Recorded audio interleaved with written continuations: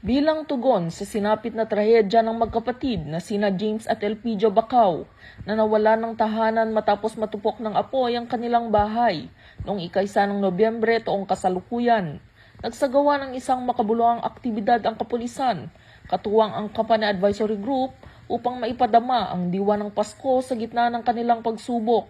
Sa pangunguna ng kapulisan, sinorpresa ang magkapatid sa pamamagitan ng pamahagi ng pang Noche Buena upang magkaroon sila ng handa ngayong Pasko sa kabila ng hirap na kanilang pinagdaanan. Ang naturang tulong ay nagbula kina Mr. and Mrs. Jerome Pintukan, Dr. Rose Lily Tala at sa buong Company Advisory Group bilang patunay ng kanilang malasakit at patuloy na suporta sa mga nangangailangan.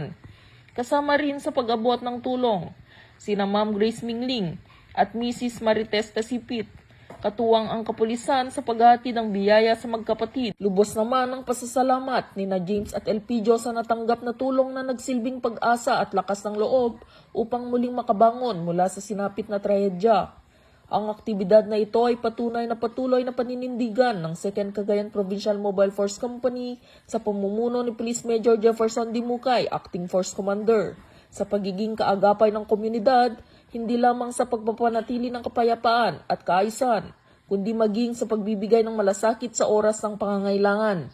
Dito sa Police Regional Office 2, ako ang inyong Police News Network Correspondent, Patrolwoman Ledesma, alagad ng batas, taga-taguyod ng Balitang Pulis.